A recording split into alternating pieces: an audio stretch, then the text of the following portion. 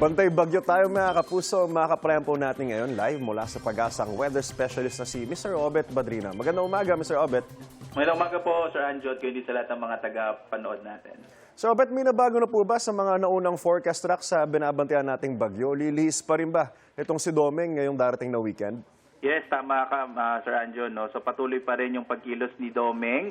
Pumasok po siya ng Philippine Area of Responsibility kaninang madaling araw. Ang huling lokasyon nito nasa 1,345 kilometers silangan ng southeastern Luzon.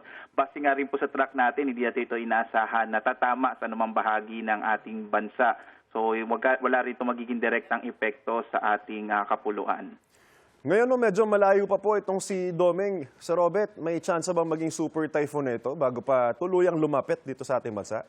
Base naman sa ating track, sa ngayon ay nasa typhoon category pa lang yung pinakamataas na intensity na maaring ilakas nitong bagyong si Domeng. Ito, may mga lugar ba na isinilalim na po sa wind signals dahil po sa bagyong Domeng sa mga susunod na araw?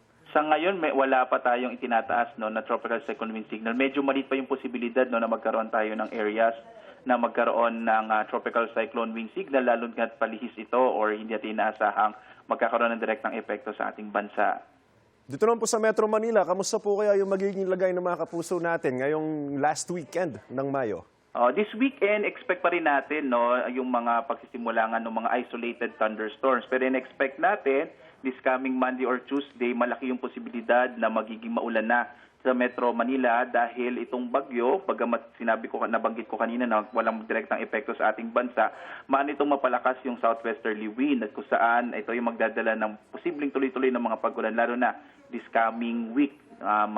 Posible po ito mga Monday or Tuesday. Ganyan din dito sa mga lalawigan natin sa may kanlurang bahagi ng Luzon at ng Visayas. Pero this weekend, expect muna natin mga isolated thunderstorm for Metro Manila. Last question, Sir Obet. Ito kahit may bagyo, no, may chance pa rin ba na magiging mataas ang heat index sa ibang lugar dito sa ating bansa? Yes, Sir Anjo, based sa pagmamonitor natin, posible pa rin umabot ng around 44 to 45 degrees Celsius yung damang init, lalong-lalo na dito sa may bahagi naman ng base dito sa ating monitoring, itong area pa rin ng Tuguegarao, sa may Cagayan at dito sa may area ng Aurora, maaaring umabot po ng mga 45 to 46 degrees Celsius yung magiging damang init this weekend. Maraming salamat at magandang umaga po, Obet Badrina, weather specialist mula sa Pag-asa. Ingat po kayo. Salamat po.